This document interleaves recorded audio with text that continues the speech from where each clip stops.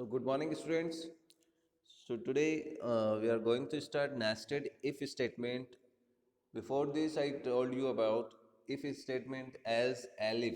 ठीक है, ये हमारे क्लियर हो चुके हैं. नाउ नेस्टेड इफ क्या होता है? इफ कंडीशन में ही अगेन इफ कंडीशन का यूज किया जाए तो उससे हम बोलते हैं नेस्टेड इफ. ठीक है. See here, sometimes you may need to test additional conditions. For such situations, Python also support nested if form of if की फॉर्म है nested if. तो if के अंदर एक और if हम यूज करेंगे. कई बार ऐसी एडिशनल कंडीशंस को हमें एग्जीक्यूट कराना होता है तो वो हम nested if के थ्रू कंप्लीट करते हैं. ठीक है. See here, a nested if is an if that has another if. तो nested if क्या है? If है that has another if in its ifs body और in elif's body और else body. अब जो if है वो if के अंदर भी आ सकता है, if बॉडी के अंदर भी आएगा, elif बॉडी के अंदर भी आएगा एंड else बॉडी के अंदर भी आएगा. ठीक है. तो कंडीशंस एक से ज़्यादा हैं, एडिशनल कंडीशंस ऐड करनी है हमें, 2 3 4 कंडीशंस अप्लाई करनी है तो उस कंडीशन में हम नेस्टेड इफ का यूज़ करते हैं. Okay, so consider the following example code using nested if. See here, x equals to integer input enter first number. x में आपका इनपुट आ रहा है फर्स्ट नंबर, y में आ रहा है आपका सेकंड नंबर, वो भी इंटीजर टाइप का है. ठीक है. z में भी इंटीजर टाइप का है और थर्ड नंबर. तो x y z first second and third number आपके यहाँ पर हमने यूज किए.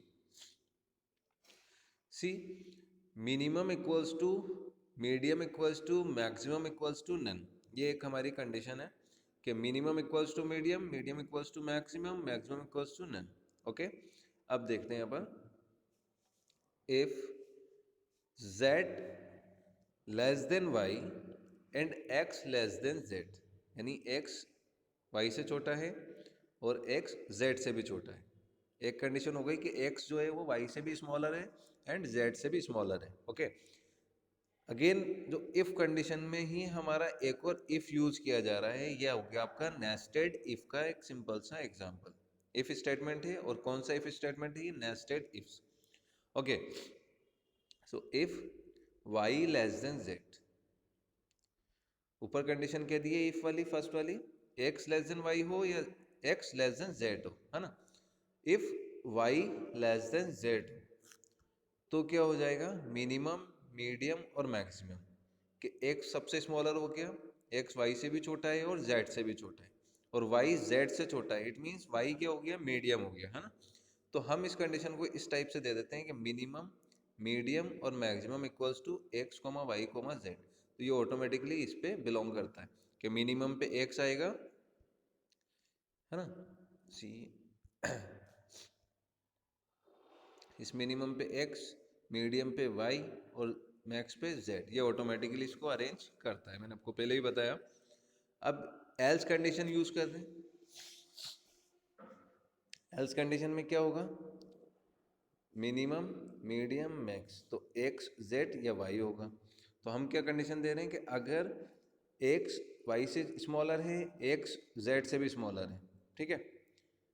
यानी आप ऐसा समझ लो, 7 x में वैल्यू पुट की, 10 हमने y में पुट की और 15 हमने z में पुट की, है ना. तो x की वैल्यू है y, x की वैल्यू है 7, y की वैल्यू है 10 और z की वैल्यू है 15. ठीक है. अब x में हमने 7 पुट किया है, y आपका 10 है, तो x लेस देन y है. ये जो कंडीशन आ रही है यहाँ पर, x लेस देन y हो गया. आपका जो y है वो बड़ा है, x लेस देन है, 7 is the less than value of 10. ठीक है. And x less than z है,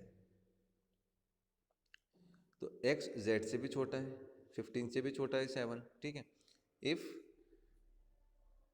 y less than z, y जो है आपका, y की वैल्यू क्या है आपकी? 10, है ना.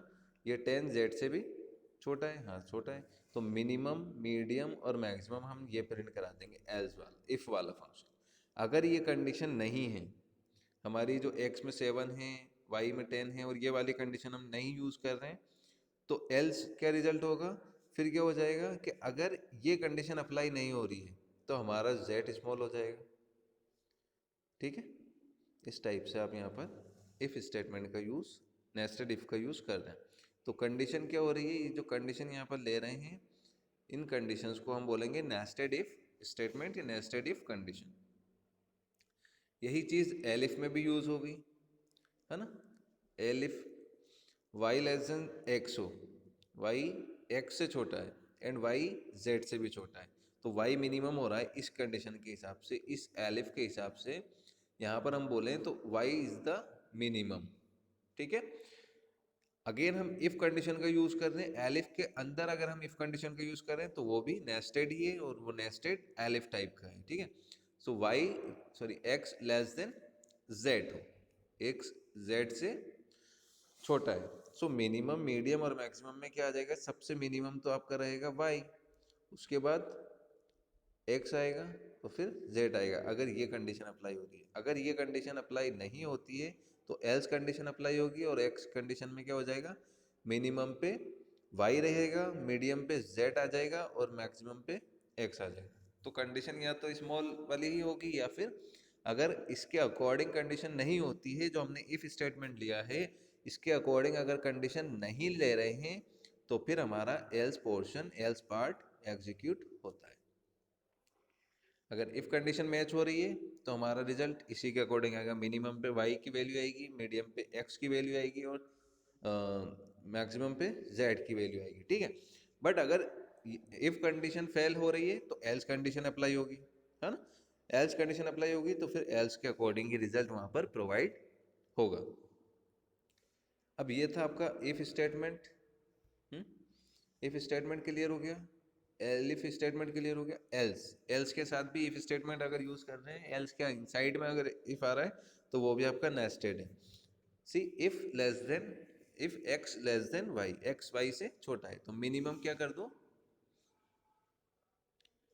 मीडियम और maximum equals to X X और वाई, जेड एक्स और वाई, एल्स ये कंडीशन अप्लाई होगी। तो ये जितनी भी यहाँ पर कंडीशन आपकी हो रही हैं ये क्या है, if statement inside another if.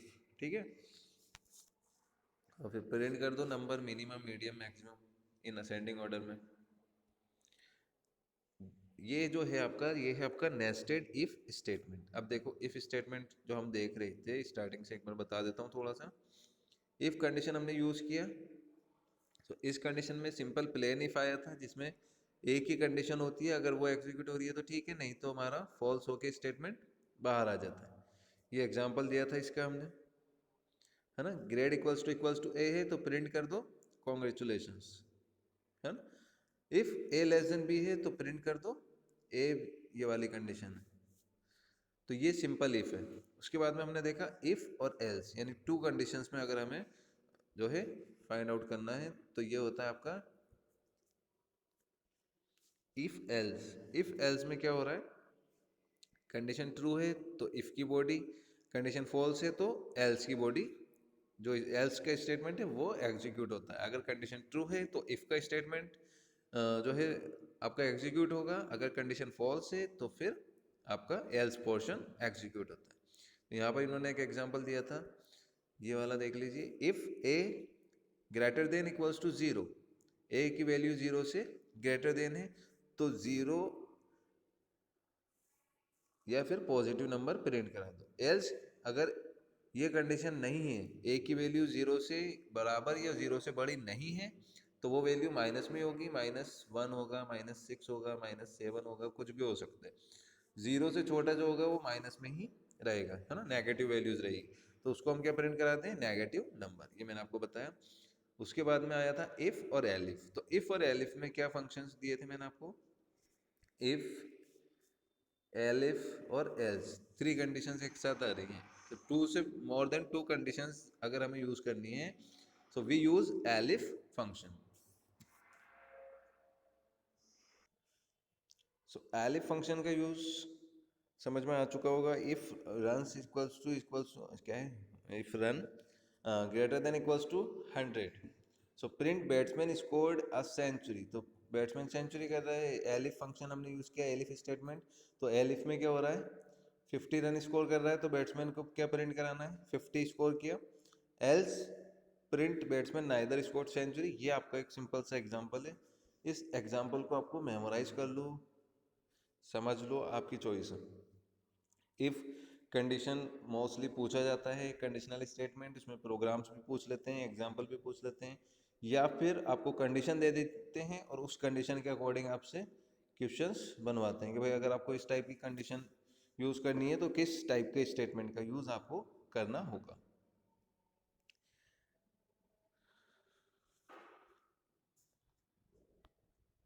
C now nested if, अभी देखा हमने नेस्टेड इफ में क्या हो रहा है, इफ के, इफ स्टेटमेंट के अंदर एक और इफ का यूज कर रहे हैं, that is your simple if हो गया। उसके बाद में एल इफ के अंदर हम यूज कर सकते हैं इफ का, और एल्स जो है पोर्शन के अंदर यूज कर सकते हैं। तो इफ बॉडी के अंदर एल्स, और एलिफ बॉडी के अंदर हम अगर इफ का यूज कर रहे हैं तो उस टाइप के स्टेटमेंट्स को हम बोलेंगे नेस्टेड इफ स्टेटमेंट। तो nested if statement I hope so कि समझ में आ चुका होगा। ये सिंपल से एक एग्जांपल है पूरा आपका, इफ के साथ में, एलिफ के साथ में और एल्स के साथ में।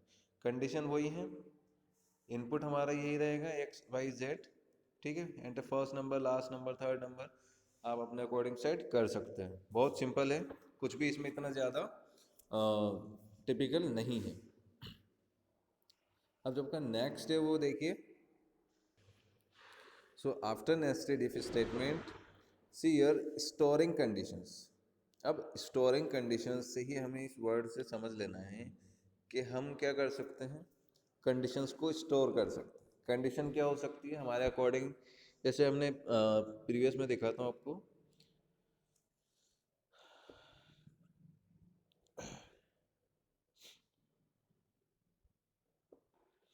सी दिस मैथ्स, जो आपके फंक्शंस थे, इन मैथ फंक्शंस में नॉर्मली हम सिर्फ इनके प्रोटोटाइप का यूज़ करते हैं और उसी के बेसिस पर ये हमें कैलकुलेट करके देता है रिजल्ट।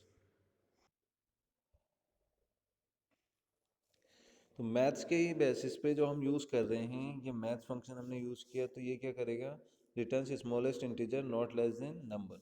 तो इस टाइप से हम ये फंक्शंस का नॉर्मली यूज़ करते हैं। तो मीन्स हमने ये जो प्रोटोटाइप बनाया है स्क्वायर रूट के लिए, मैथ्स स्क्वायर रूट नंबर, तो ये जो मैथ्स में आप क्या कर रहे हो, इसमें एक आपकी वैल्यू स्टोर्ड है कि आपको मैथ्स में यही फंक्शन यूज़ करना है। आपको मैथ्स अगर हम कॉल कर रहे हैं मैथ्स स्क्वायर रूट, तो स्क्वायर रूट का जो फॉर्मूला है वो हमने इस फंक्शन में इनबिल्ट है, हमारे साथ पाइथन प्रोवाइड करा रहा है इसको, है ना, मैथ्स लाइब्रेरी फंक्शन है।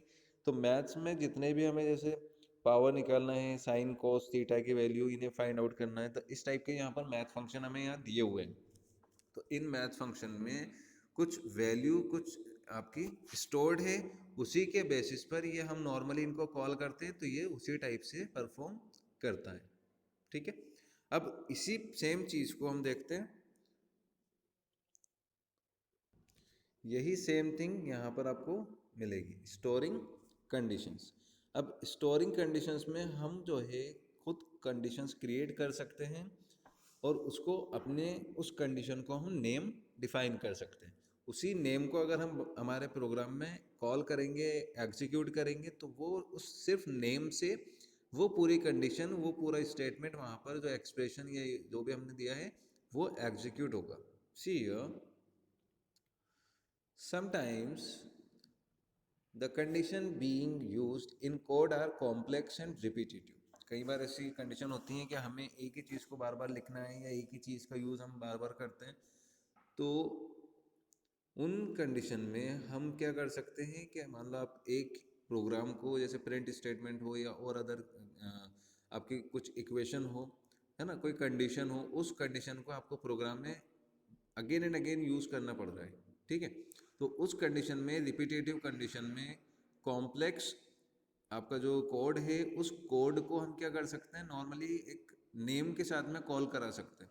जैसे मान लो आप एक प्रोग्राम बनाया आपने स्क्वायर रूट का, ठीक है, उस स्क्वायर रूट के प्रोग्राम को आपको अपने मैथ्स के एक और प्रोग्राम बना रहे हैं, उसमें भी आपको स्क्वायर रूट की सेम वही प्रोग्राम को वापस टाइप करना है, ठीक है। आप मैथ्स का कोई प्रोजेक्ट बना रहे हैं, आपने एक स्क्वायर रूट का प्रोग्राम जो है टाइप कर लिया, अब उस स्क्वायर रूट के प्रोग्राम को हमने एग्जीक्यूट कर लिया, वो सही चल रहा है। स्क्वायर रूट के अलावा हमें एक और प्रोग्राम की ज़रूरत पड़ रही है, उसमें भी हमें उसी सेम स्क्वायर रूट कोड को टाइप करना है ना। अब क्या हो रहा है, एक ऑलरेडी हमारा प्रोग्राम बना हुआ है, फिर उसी प्रोग्राम को हम जो है अगेन प्रोग्राम में यूज़ कर रहे हैं। उस कंडीशन पे हम जो है स्टोरिंग कंडीशंस यहाँ पर जो आपके पाइथन प्रोवाइड कराता है उसको अप्लाई करेंगे, तो उससे क्या होगा, जो हमारी रिपीटेटिव कंडीशन है, जो कॉम्प्लेक्स कोड है आपका, उस कॉम्प्लेक्स कोड को हम सिर्फ एक सिंगल नेम से सेव कर सकते हैं, और उस सिंगल नेम से सेव करेंगे। यहाँ पर जो एग्जांपल आएगा ऑल का, वो आपको समझा दूंगा। उस सिंगल नेम से, जैसे मान लो ऑल है, तो उस ऑल कंडीशन में हमने एक रिपीटेटिव कंडीशन स्टोर कर दी, तो ये ऑल अगर हम इसको कॉल करेंगे हमारे प्रोग्राम में, इसको यूज़ करेंगे ऑल स्टेटमेंट को, ऑल को अगर हम यूज़ करेंगे खाली इसके नेम को, तो ये कैसे परफॉर्म करेगा, जो इसके अंदर हमने वैल्यू स्टोर की, इसके अंदर जो हमने आपका कोड स्टोर किया, जैसे मान लो हम अगर बोलें जैसे सम फंक्शन होता है ना, सम फंक्शन है, तो सम फंक्शन में क्या है, ये वैल्यूज़ को प्लस करेगा, हाँ। मल्टीप्लिकेशन फंक्शन है, इस मल्टीप्लिकेशन फंक्शन का मीन्स क्या है कि ये मल्टीप्लाई करेगा। अब ये इस टाइप के जो फंक्शन है, सिर्फ हम इनके नेम को कॉल करें, जैसे आपने डीबीएमएस में देखा था कमांड्स हमारे एग्रीगेट फंक्शंस, सम, मैक्सिमम, मिनिमम, है ना, एवरेज, तो उसी टाइप से अगर वो वैल्यूज हैं,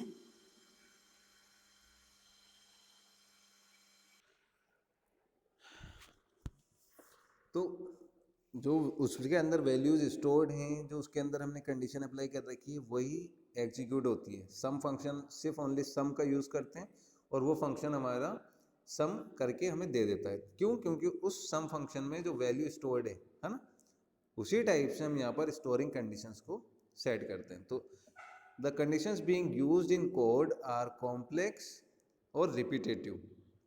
In such cases, to make your programs more readable, you can use named condition. तो हम क्या कंडीशन को यूज कर सकते हैं ऐसे सिचुएशन पर, नेम कंडीशन का। तो you can store conditions in a name and then use that name conditional in the if statement. तो इफ स्टेटमेंट में हम अगर कोई ऐसी कंडीशंस या ऐसा कोई कॉम्प्लेक्स कोड है जो हमें बार बार टाइप करना पड़ रहा है या हमें हमारे प्रोग्राम में यूज करना पड़ता है, तो हम उसको सिंपली नेम कंडीशन का यूज़ करके एक नेम के अंदर स्टोर कर सकते हैं उस कंडीशन को, और वो इफ स्टेटमेंट में होगा। सो consider the following examples code. अब यहाँ पर आप ये देखिए कि एक एग्जांपल यहाँ पर दिया हुआ है। इस एग्जांपल में क्या हो रहा है, बी सी इक्वल्स टू 2 और 3, ठीक है। बी और सी की जो वैल्यू है, बी की वैल्यू 2 रहेगी और सी की वैल्यू 3 रहेगी, ठीक है। अब store condition in a name, तो हम यहाँ क्या कर रहे हैं, ऑल कंडीशन, ऑल नेम ले रहे हैं। हम जो स्टोर कर रहे हैं ना वैल्यूज़, जो हम वैल्यू स्टोर कर रहे हैं, वो वैल्यू हम कर रहे हैं ऑल नेम में, ठीक है। अब ऑल नेम में हमें क्या स्टोर करना है, A equals to 1, B equals to 3, C equals to 3। इस टाइप से हमने ये कंडीशन यूज़ कर ली। अब एक बार हमने वैल्यू स्टोर कर ली ऑल नेम के अंदर, तो हमारे जब भी हमें यूज़ करना है, इफ़ कंडीशन यूज़ करना है, तो इफ़ में हमें अगर ऑल करेंगे तो हमें बार बार ये डिफाइन नहीं करना कि ए की वैल्यू 1 है, B equals to 2, C equals to 3, है ना। ये कंडीशन हमें बार बार इफ़ में नहीं राइट करनी है। इफ़ में हमने क्या यूज़ करा, डायरेक्टली ऑल। ऑल क्यों यूज़ करा, क्योंकि यहाँ पर भी हमने ऑल नेमिंग कंडीशन दे दिया, नेम कंडीशन आ गया, तो इसके अंदर ये कंडीशन ऑलरेडी स्टोर्ड है। तो ऑल अगर हम कॉल करेंगे, इफ़ ऑल हमेशा जब भी यूज़ करेंगे तो वो उसको एज इट इज़ बताएगा कि ए की वैल्यू 1 है, बी आपका 2 है, सी आपका 3, ठीक है। So if all print conditions fulfilled, तो वो प्रिंट करा के आपको दे देगा। If all print condition fulfilled again, तो हमें वो कंडीशन वापस मिलेगी। अब एक ही कंडीशन के लिए हमें बार बार कोड नहीं टाइप करना पड़ रहा है, एक ही बार में वो यूज़ हो रहा है ना। So this condition is given named as all. देखिए यहाँ पर, यूजिंग नेम्ड और stored conditional reduces repetitions. It may also improve processing speed, fewer comparisons are done. तो जब आप नेम और स्टोर्ड कंडीशन का यूज़ कर रहे हो तो सबसे पहली चीज़ उससे क्या फ़ायदा है कि आपकी रिपीटेशन प्रोसेस कम हो गई, प्रोग्रामिंग स्पीड बढ़ जाएगी, आपका जो एग्जीक्यूशन टाइम होगा वो लेस होगा और स्पीड फास्ट हो जाएगी. So that is your storing value in if statement. तो nested if, storing conditions, I hope so कि क्लियर हो चुका है टॉपिक, है ना. एक बार ये प्रोग्राम्स दिए हुए हैं यहाँ पर, इनको थोड़ा प्रैक्टिस करिए, ठीक है. And tomorrow will start looping statement. अभी हमने कंडीशनल स्टेटमेंट देखा था, अब हम लूपिंग स्टेटमेंट देखेंगे. सो लूप में आपका for loop, while loop, do while loop, इसी टाइप से हर लैंग्वेज में अवेलेबल होते हैं. Conditional statements, looping statement, switch statement. Okay, तो आपके जो है कंडीशनल स्टेटमेंट्स में इफ स्टेटमेंट क्लियर हो चुका है, इफ, एलिफ और एल्स. हाँ, नेस्टेड इफ, उसके बाद में storing conditions. So these are your simple topic.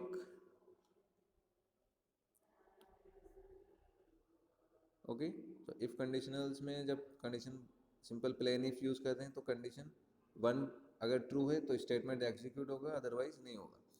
Condition if else ले रहे हैं तो इफ वाला अगर ट्रू है तो इफ की बॉडी एग्जीक्यूट होगी, अगर ट्रू नहीं है, फॉल्स है, तो फॉल्स में एल्स की वैल्यू आपकी एग्जीक्यूट होगी. इफ एलिफ में क्या होगा, इफ नहीं है तो एलिफ फंक्शन देखेगा, एलिफ नहीं है तो एल्स ले लेगा, ठीक है.